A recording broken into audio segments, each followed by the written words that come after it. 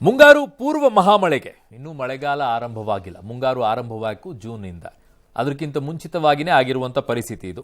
ಇನ್ನು ಮಧ್ಯರಾತ್ರಿಯಿಂದ ಬಿಟ್ಟು ಬಿಡದೆ ಮಳೆ ಆಗಿದೆ. ಗ್ರೇಟರ್ ಬೆಂಗಳೂರು ಈಗ ವಾಟರ್ ಬೆಂಗಳೂರು ಆಗೋಗ್ಬಿಟ್ಟಿದೆ. ಬ್ರ್ಯಾಂಡ್ ಬೆಂಗಳೂರಲ್ಲ, ಇದು ಬೋಟ್ ಬೆಂಗಳೂರು ಅನ್ನುವ ಪರಿಸ್ಥಿತಿ ಆಗಿದೆ ಅಂತಿದ್ದಾರೆ. ಬೆಂಗಳೂರಿನ ಎಲ್ಲ ಕಡೆಯೂ ಕೂಡ ಗುಡುಗು ಸಿಡಿಲು ಸಹಿತ ವರುಣ ಅಬ್ಬರಿಸಿದ್ದಾನೆ. ರಾತ್ರಿಯಿಂದ ಬೆಳಗ್ಗೆ 5:30ರವರೆಗೆ ದಾಖಲೆಯ 103.9 ಮಿಲಿಮೀಟರ್ ಅಂದರೆ 10 ಸೆಂಟಿಮೀಟರ್ ಮಳೆ ದಾಖಲಾಗಿದೆ. ಇದು ಕಳೆದ 10 ವರ್ಷಗಳಲ್ಲಿ ಮೇ ತಿಂಗಳಲ್ಲಿ ಬಿದ್ದಿರುವಂಥ ಅತ್ಯಧಿಕ ಮಳೆಯಾಗಿದೆ. ಅಪಾರ ಸಾವು ನೋವು ನರಳಾಟ ಆಗಿದೆ. ಅಪಾರ ಸಾವು ನೋವು ಅನ್ನೋಕ್ಕೇನೋ 3 ಜನ ಸಾವನ್ನಪ್ಪಿದ್ದಾರೆ ಈಗ ಸದ್ಯಕ್ಕೆ. ಬಟ್ ಸಂಕಟ ಮಾತ್ರ ಬಹಳ ಜನಕ್ಕಿದೆ. ಮತ್ತೊಮ್ಮೆ ಜಲಪ್ರವಾಹ ಈಗ ಸೃಷ್ಟಿಯಾಗೋಗಿದೆ ಬೆಂಗಳೂರಿನಲ್ಲಿ. ಬಜೆಟ್ನಲ್ಲಿ ಬೆಂಗಳೂರು ಅಭಿವೃದ್ಧಿಗೆ ಬರೋಬ್ಬರಿ 19,927 ಕೋಟಿ ರೂಪಾಯಿ ಘೋಷಣೆಯನ್ನು ಮಾಡಿದರು. ಅದರಲ್ಲಿ 12,952 ಕೋಟಿ ಮೊತ್ತ ಬ್ರ್ಯಾಂಡ್ ಬೆಂಗಳೂರು ಯೋಜನೆಗೆ ಸೀಮಿತ ಮಾಡಿದರು. ಆದರೆ ಈ ಬಾರಿ ಅವಧಿಗೆ ಮುನ್ನವೇ ಮುಂಗಾರು ಮಳೆ ಪ್ರವೇಶ ಆಗಿದೆ. ಪೂರ್ವ ಮುಂಗಾರು ಸರ್ಕಾರ ಎಚ್ಚೆತ್ತುಕೊಳ್ಳಲಿಲ್ಲ. ಯಾಕೆ ಅಂತಂದರೆ ಅವರಿಗೆ ಬೇಕಾಗಿರಲಿಲ್ಲ.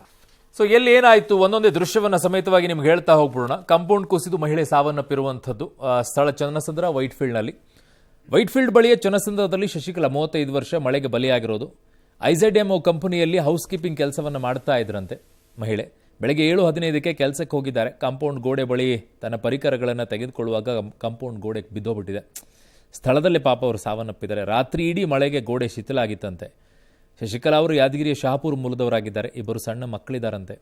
ಸ್ಥಳಕ್ಕೆ ಮಹದೇವಪುರ ಪೊಲೀಸರು ಡಿಸಿಪಿ ಶಶಿಕುಮಾರ್ ಗುಣಾರೆ ಭೇಟಿ ಕೊಟ್ಟು ಪರಿಶೀಲನೆ ಎಲ್ಲ ಮಾಡಿದ್ದಾರೆ. ಸಿಲ್ಕ್ ಬೋರ್ಡ್ ಜಂಕ್ಷನ್ ಜಲಾವೃತವಾದ ಕಾರಣ ನೀರಿನ ಮಧ್ಯೆಯೇ ಬಿಎಂಟಿಸಿ ಬಸ್ ಕೆಟ್ಟು ಹೋಯಿತು. ಬಸ್ನಲ್ಲಿ ಗರ್ಭಿಣಿ ಸೇರಿದಂತೆ 30 ಪ್ರಯಾಣಿಕರಿದ್ರು. ನೀರಿನ ಮಧ್ಯೆ ಇಳಿಯೋದಕ್ಕೂ ಆಗದೆ ಬಸ್ನಲ್ಲಿ ಗರ್ಭಿಣಿ ಓದಾಡ್ತಾ ಇದ್ರು. ಇದನ್ನ ಗಮನಿಸಿದಂತಹ ಡ್ರೈವರ್ ಸೀಟ್ ಕಡೆಯಿಂದ ಅವರನ್ನ ಸೇಫ್ ಆಗಿ ಕೆಳಗಿಳಿಸಿದ್ದಾರೆ. ಕಷ್ಟ ಆಗುತ್ತೆ, ನಾವು ಹತ್ತಿ ಇಳಿಯೋಕ್ಕೆಲ್ಲ ಆಗಲ್ಲ. ನಮಗೆ ಯಾವುದಾದ್ರೂ ಬೇಗ ವ್ಯವಸ್ಥೆ ಮಾಡಿಕೊಟ್ರೆ ಒಳ್ಳೇದಾಗುತ್ತೆ ಅಂತ IVF ತಗೋತಾರೆ, ಟ್ರೀಟ್ಮೆಂಟ್ ತಗೋತಾರೆ, ಇಂಜೆಕ್ಷನ್ ಹಾಕೊಂಡು ಬರ್ತಾರೆ. IVF ಟ್ರೀಟ್ಮೆಂಟಲ್ಲಿದ್ದಾರೆ. ಇನ್ನು ಹಸುಗೂಸು ಜೊತೆಗೆ ತಾಯಿ ಹೊರಟಿರುವಂತಹ ದೃಶ್ಯ ನೋಡಿ ಪಾಪ. ಇದು ನಾಗವಾರದಲ್ಲಿ ನಿನ್ನೆ ಮಧ್ಯರಾತ್ರಿ ಸುರಿದಂಥ ಮಳೆಗೆ ನಂದಗೋಕುಲ ಬಡಾವಣೆ ಸಂಪೂರ್ಣ ನೀರ್ಮಯವಾಗಿತ್ತು. ಮನೆಗೆ ನೀರು ನುಗ್ಗಿದ ಕಾರಣ 2 ತಿಂಗಳ ಹಸುಗೂಸಿನ ಜೊತೆಗೆ ಬಾಣಂತಿ ತಾಯಿ ನೆಂಟರ ಮನೆಗೆ ಹೋಗುವಂತಾಯಿತು. ಏನ್ರಿ ಪಾಪ, ಅವ್ರಿಗೂ ನೆಮ್ಮದಿಯಾಗಿ ಬಾಣಂತರ ಮಾಡಿಸ್ಕೊಳ್ಳೋ ಪರಿಸ್ಥಿತಿನೇ ಇಲ್ಲ.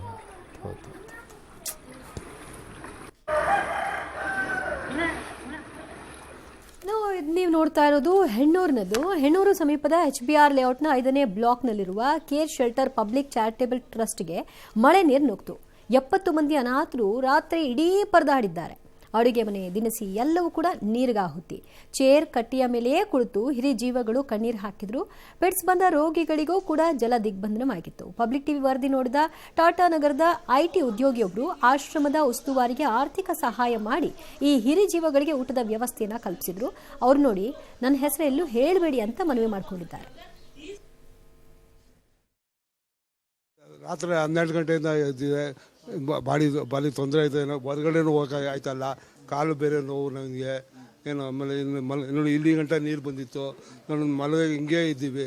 ರಾತ್ರಿಯಿಂದ ನಿದ್ರೆ ಇಲ್ಲ, ಊಟ ಇಲ್ಲ, ಅದೆಲ್ಲ ಭಾರಿ ತೊಂದರೆ ಇದೆ. ದಯವಿಟ್ಟು ಸರ್ಕಾರದವರು ಬಂದು ಏನಾದ್ರು ಇದು ಮಾಡ್ಕೊಳ್ಬೇಕು ಅಂತ ಕೇಳ್ಕೊತೀವಿ. ಇನ್ನು ಹೆಣ್ಣೂರಿನಲ್ಲಿ ಆಗಿರುವಂಥ ಬೆಳವಣಿಗೆ ರಸ್ತೆ ಎಲ್ಲಿದೆಯೋ, ರಾಜಕಾಲುವೆಯಲ್ಲಿದೆಯೋ ಒಂದು ಗೊತ್ತಾಗದೇ ಇರುವಂಥ ಪರಿಸ್ಥಿತಿಯಲ್ಲಿ ಕಾಣಿಸ್ತಾ ಇತ್ತಂತೆ. ವಾಹನ ಸಂಚಾರ ಅಂತೂ ಅಸ್ತವ್ಯಸ್ತ. ಅದರ ಮಧ್ಯದಲ್ಲಿ ಆಂಬ್ಯುಲೆನ್ಸ್ ಕೂಡ ನಿಧಾನವಾಗಿ ಹೋಗುವಂಥ ಪರಿಸ್ಥಿತಿಯಲ್ಲಿ ನಿರ್ಮಾಣ ಆಗಿತ್ತು.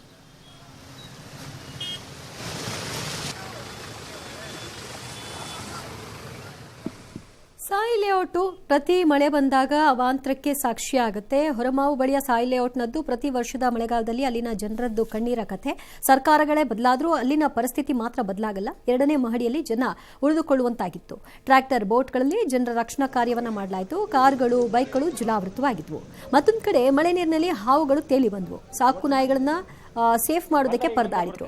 ಇನ್ನು ಸ್ಥಳಕ್ಕೆ ಅಗ್ನಿಶಾಮಕ ದಳ DIG ರವಿ ಚನ್ನಣ್ಣವರ್ ಭೇಟಿ ನೀಡಿ ಕಾರ್ಯಾಚರಣೆ ಚುರುಕಿಗೆ ಸೂಚನೆಯನ್ನ ಕೊಟ್ಟರು. JCB ಮೂಲಕ ನೀರನ್ನ ತೆರವು ಮಾಡುವಂತಹ ಪ್ರಯತ್ನವೂ ಕೂಡ ಆಯಿತು.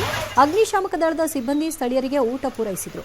ಸಾಯಿ ಲೇಔಟ್ಗೆ ಹೊಂದಿಕೊಂಡ ವಡ್ರಪಾಳ್ಯದಲ್ಲಿ ರಾಜಕಾಲುವೆ ಭರ್ತಿಯಾಗ್ತಿತ್ತು. 25ಕ್ಕೂ ಹೆಚ್ಚು ಕ್ರಾಸ್ಗಳಲ್ಲಿ ನೀರು ನಿಂತುಕೊಂಡಿತ್ತು. 100ಕ್ಕೂ ಹೆಚ್ಚು ಮನೆಗಳಿಗೆ ನೀರು ನುಗ್ಗಿ ಜನ ಹೊರಗೆ ಬರೋದಕ್ಕೂ ಕೂಡ ಆಗದೆ ದ್ವೀಪದಂತಹ ಪರಿಸ್ಥಿತಿ. ಹೊರಮಾವು, ಅಗರ ಮುಖ್ಯ ರಸ್ತೆ ಎಲ್ಲವೂ ಕೂಡ ಜಲಾವೃತವಾಗ್ಬಿಡ್ತು.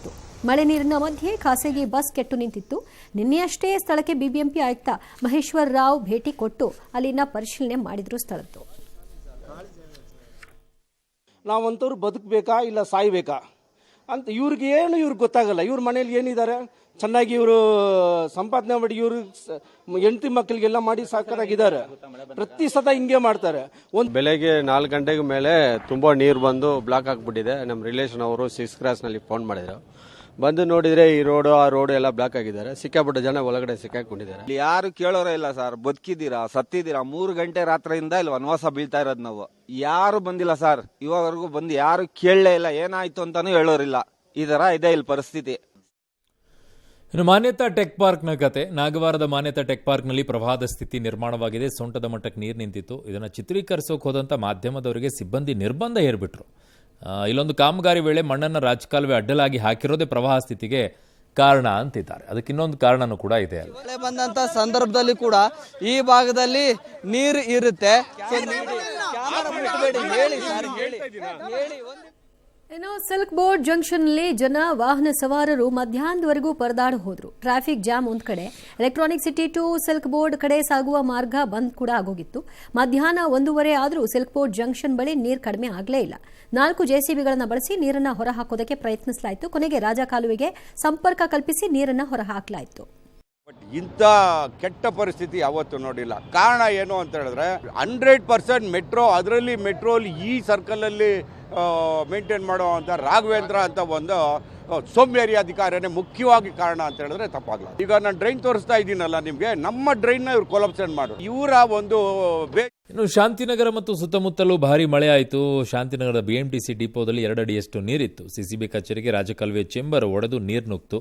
ಗ್ರೌಂಡ್ ಫ್ಲೋರ್ನಲ್ಲಿ 8ಕ್ಕೂ ಹೆಚ್ಚು ರೂಮ್ಗಳಲ್ಲಿರುವಂಥ ಕೇಸ್ ಫೈಲ್ಗಳು ತೊಯ್ದು ತೊಪ್ಪೆ ಆದುವಂತೆ. ಆಡುಗೋಡಿ ಲಕ್ಕಸಂದ್ರದಲ್ಲಿ ಮನೆಗಳಿಗೆಲ್ಲ ನೀರು ನುಗ್ತು. ಜನ ಅಗ್ನಿಶಾಮಕ ಸಿಬ್ಬಂದಿ ನೀರು ಹೊರ ಹಾಕಿದ್ರು. ಇನ್ನು ವಿಲ್ಸನ್ ಗಾರ್ಡನ್ ಮುಖ್ಯ ರಸ್ತೆಯ PWD ವಸತಿ ಗೃಹ ಅಂಗಡಿಗಳ ಮನೆಗಳಿಗೆಲ್ಲ ನೀರು ನುಗ್ಗಿತ್ತು.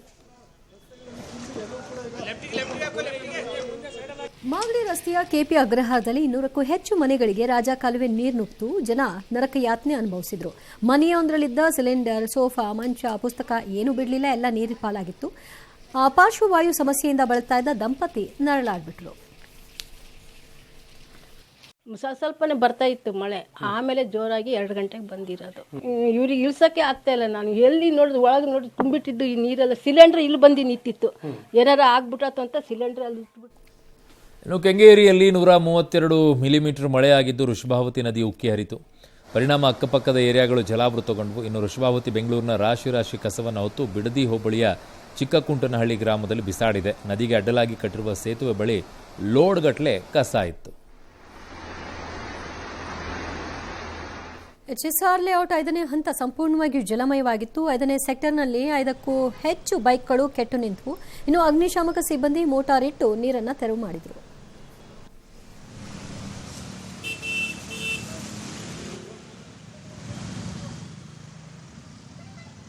ಬಯಸ್ಕೊಳ್ತಾ ಇದ್ರಿ ಕೆಲ್ಸಕ್ಕೆ ಹೋಗೋ ಜಾಗದಲ್ಲಿ. ಇವಾಗ MLAಗಳು ಸರ್ಕಾರದವ್ರು ಇದಕ್ಕೆ ಸಂಬಂಧಪಟ್ಟವ್ರಿಗೆ ಅವ್ರಿಗೆ ಕರೆದು ಇದಕ್ಕೆ ಹೇಳಿ ಜಲ್ದಿ ಕಾಲುವೆಗಳೆಲ್ಲ ಸರಾಗವಾಗಿ ಮಾಡಿಸಿ ನೀರು ಹರಿಯೋ ಥರ ಮಾಡಿಕೊಡ್ಲಿ. ದಯವಿಟ್ಟು ಇದೊಂದು ಕೇಳ್ಕೊಂತೀರಿ MLA ಹತ್ರ, ನಗರಾಭಿವೃದ್ಧಿ. ಇನ್ನು ಕೋರಮಂಗಲದಲ್ಲಿ ರಾತ್ರಿ ಇಡೀ ಸುರಿದ ಮಳೆಗೆ 4ನೇ ಬ್ಲಾಕ್ ಕೋರಮಂಗಲದಲ್ಲಿ ಹೋಟೆಲ್ ಒಂದರ ಒಳಗೆ ನೀರು ನುಗ್ತು. ಹೋಟೆಲ್ ಸಿಬ್ಬಂದಿ ನೀರು ಹೊರ ಹಾಕೋಕೆ ಗ್ರಾಹಕರನ್ನು ಹೊರಗೆ ಕಳಿಸ್ಬಿಟ್ರು. ಇಂದಿರಾನಗರದ ಸೆಕೆಂಡ್ ಸ್ಟೇಜ್ನಲ್ಲಿ 3 ರಸ್ತೆಗಳು ಜಲಮಯವಾಗಿತ್ತು. 10ಕ್ಕೂ ಹೆಚ್ಚು ಮನೆಗಳು ಜಲಾವೃತವಾಗಿದೆ. ಪ್ರತಿ ಬಾರಿ ಮಳೆ ಬಂದಾಗ ಇದು ಹಂಗೆ ಆಗುತ್ತೆ. ನಾವು ಆಲ್ರೆಡಿ MLAಗೂ ಹೇಳಿದೆ. MLA ಆಯಿತು ಮಾಡಿಸ್ತೀವಿ ಅಂತ ಹೇಳ್ತಾರೆ. ಅವರು ಅಧಿಕಾರಿಗಳನ್ನ ಕಳಿಸ್ತಾರೆ. ಅಧಿಕಾರಿಗಳು ಬಂದು ನೋಡ್ಕೊಂಡು ಇರ್ತಾರೆ. ಲಾಸ್ಟ್ 2 ಇಯರ್ಸಿಂದ ಹಾಗೆ ಇದೆ. ಜನ ಅನುಭವಿಸ್ತಿದ್ದಾರೆ. ಈಗ ನೋಡಿ.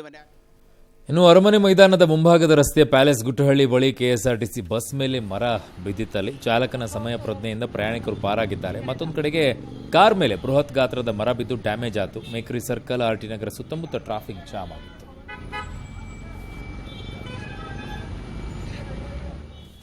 ಕಾರ್ಪೊರೇಷನ್ನಲ್ಲಿರುವ ಕಂಠೀರವ ಹೊರಾಂಗಣ ಕ್ರೀಡಾಂಗಣದ ರನ್ನಿಂಗ್ ಟ್ರ್ಯಾಕ್ ಮೇಲೆ ನೀರು ನಿಂತುಕೊಳ್ತು. ಕ್ರೀಡಾಪಟುಗಳ ಅಭ್ಯಾಸಕ್ಕೆ ಸಮಸ್ಯೆ ಆಯಿತು. ಗೇಟ್ ನಂಬರ್ 7ರಲ್ಲಿ 5 ಅಡಿಗಿಂತ ಹೆಚ್ಚು ನೀರು ನಿಂತುಕೊಂಡಿತ್ತು. ಜಲಮಂಡಳಿ ಹೊರ ಹಾಕುವಂತಹ ಕೆಲಸವನ್ನು ಮಾಡಿತು. ಮತ್ತೊಂದು ಕಡೆ ಕರ್ನಾಟಕ ಟೈಕ್ವಾಂಡೋ ಕೋರ್ಟ್ನಲ್ಲಿ ವಸ್ತುಗಳೆಲ್ಲ ನೀರಿನಲ್ಲಿ ತೇಲಾಡಿದ್ವು. ಧಾರಾಕಾರ ಮಳೆಗೆ ಶಿವಾನಂದ್ ಸರ್ಕಲ್ ಅಂಡರ್ ಪಾಸ್ನಲ್ಲಿ ನದಿಯಂತೆ ನೀರು ಹರಿತಾರೆ. ನೋಡ್ತಾ ಇದ್ದೀರಾ, ಕಾರು ಒಂದು ಕೆಟ್ಟು ನಿಲ್ತು. ವಿದೇಶಿ ಮಹಿಳೆ ಒದ್ದಾಡಿದ್ರು. ಕಾರಿನಲ್ಲಿದ್ದ ವಿದೇಶಿ ಮಹಿಳೆಯನ್ನು ಪಬ್ಲಿಕ್ ಟಿವಿ ಸಿಬ್ಬಂದಿ ರಕ್ಷಣೆ ಮಾಡಿದರು. ಮತ್ತೊಂದು ಕಡೆಗೆ ಶೇಷಾದ್ರಿಪುರ ಮುಖ್ಯ ರಸ್ತೆಯಲ್ಲಿ 5 ಅಡಿಯಷ್ಟು ಆಳಕ್ಕೆ ಭೂಮಿ ಕುಸಿದೋಗಿದೆ.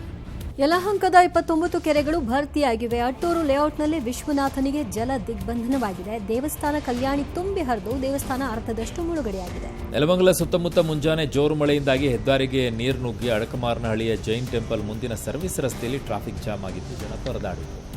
ವರ್ತೂರಿನ ಸರ್ಜಾಪುರ ರಸ್ತೆಯ ಕಾರ್ಮೆಲ್ ರಾಮ್ ಶಾಲೆ 100 ಅಡಿ ರಸ್ತೆ ಜಲಾವೃತವಾಗಿದ್ದು ವಾಹನ ಸವಾರರು ಪರದಾಡಿದರು. ಬೆಳಗಿನ ಮುಖ್ಯ ರಸ್ತೆಯಲ್ಲೂ ಕೂಡ ಮೊಣಕಾಲುದ್ದ ನೀರು ನಿಂತಿತ್ತು. ಆನೇಕಲ್ ಮತ್ತು ಎಲೆಕ್ಟ್ರಾನಿಕ್ ಸಿಟಿ ಅತ್ತಿಬೆಲೆ ಸರ್ಜಾಪುರ ಸೇರಿದಂತೆ ಹಲವೆಡೆ ಭಾರೀ ಮಳೆ ಆಯಿತು. ಔಟರ್ ರಿಂಗ್ ರೋಡ್ ಕಾಮಗಾರಿಯಿಂದಾಗಿ ಹಳೆ ಚುಂದಾಪುರ ಸಮೀಪ ಬೆಂಗಳೂರು ಚೆನ್ನೈ ಹೆದ್ದಾರಿ ಕೆರೆಯಂತಾಗಿತ್ತು. ಇದರಿಂದಾಗಿ ಆಟೋ ಬೈಕ್ ಕಾರುಗಳೆಲ್ಲವೂ ಕೂಡ ಕೆಟ್ಟು ನಿಂತು ಅವಾಂತರವಾಯಿತು. ಅಲ್ಲದೆ ಕಿಲೋಮೀಟರ್ ಗಟ್ಟಲೆ ಟ್ರಾಫಿಕ್ ಜಾಮ್ ಆಗಿತ್ತು. ಹಣಿಸಂದ್ರದ ಎಂಎಸ್ ರಾಮಯ್ಯ ನಾರ್ತ್ ಸಿಟಿಯ ರಸ್ತೆಗಳು ಕೂಡ ಜಲಾವೃತವಾಗಿತ್ತು. ಸಹಜವಾಗಿ ಕಾರು ಬೈಕ್ಗಳು ಕೂಡ ಮುಳುಗಡೆಯಾಗಿತ್ತು. ಭಾರತದಲ್ಲೇ 2ನೇ ಅತಿ ಹೆಚ್ಚು ಜಿಎಸ್ಟಿ ಸಂಗ್ರಹಿಸುವಂತ ತನ್ನ ತೆರಿಗೆಯಿಂದ ಕರ್ನಾಟಕಕ್ಕೆ ಬೆಂಗಳೂರು ಕೊಡುತ್ತಿರುವಂತಹ ಕೊಡುಗೆ ಅಪಾರ ಇದೆ. ಇಂತಹ ಮಹಾನಗರಕ್ಕೆ ಕೇವಲ ಬಿಬಿಎಂಪಿ ಅನ್ನೋದನ್ನ ಗ್ರೇಟರ್ ಬೆಂಗಳೂರು ಅಂತ ಹೆಸರು ಮಾತ್ರ ಬದಲಾಯಿಸಿದ್ರೆ ಸಾಕ ಅನ್ನುವಂಥ ಪ್ರಶ್ನೆ ಬರುತ್ತೆ. ಇವತ್ತಿನ ದುಸ್ಥಿತಿಗೆ ಕಾರಣ ಏನು ಅನ್ನೋದನ್ನ ನೋಡೋದಾದ್ರೆ ಈ ರೀತಿಯಾಗಿದೆ. ಸೊ ಏನಾಗಿದೆ ಅಂತ ಮಳೆಗಾಲಕ್ಕೆ ಬೇಕಾದ ಸಿದ್ಧತೆಯನ್ನು ಅಧಿಕಾರಿಗಳು ಮಾಡಿಕೊಳ್ಳಿಲ್ಲ. ಬೆಂಗಳೂರಿನ ರಾಜಕಾಲುವೆಗಳು ಹೂಳು ಎತ್ತಿಲ್ಲ. ಸೊ ಮಳೆ ನೀರು ಸರಾಗವಾಗಿ ಹರಿದು ಹೋಗೋಕೆ ವ್ಯವಸ್ಥೆ ಇಲ್ಲ. ಸ್ಮಾರ್ಟ್ ಸಿಟಿ ರಸ್ತೆಗಳಲ್ಲಿ ಮಳೆ ಕಾಲುವೆಗಳಿಗೆ ಅವಕಾಶವನ್ನು ಮಾಡಿಕೊಟ್ಟಿಲ್ಲ. ಇನ್ನು ಕೆಪಿಟಿಸಿಎಲ್ ಜಲಮಂಡಳಿ ಪದೇ ಪದೇ ರಸ್ತೆ ಅಗೆದು ಅಧ್ವಾನವನ್ನು ಮಾಡಿದೆ. ಮೆಟ್ರೋ ಕಾಮಗಾರಿ ವಿಳಂಬ, ಅರೆಬರೆ ಕಾಮಗಾರಿ ಆಗೋಗಿದೆ. ಇನ್ನು ಬಿಎಂಆರ್ಸಿಎಲ್ ಕಾಮಗಾರಿ ವೇಳೆ ಬಹುತೇಕ ಡ್ರೈನೇಜ್ ಪೈಪ್ಗೆ ಡ್ಯಾಮೇಜ್ ಅನ್ನು ಮಾಡಿಟ್ಟಿದ್ದಾರೆ. ಸರ್ಕಾರದ ಜೊತೆಗೆ ಪ್ರವಾಹಿಗಳಿಂದ ರಾಜಕಾಲುವೆ ಒತ್ತುವರಿಯಾಗಿರೋದು.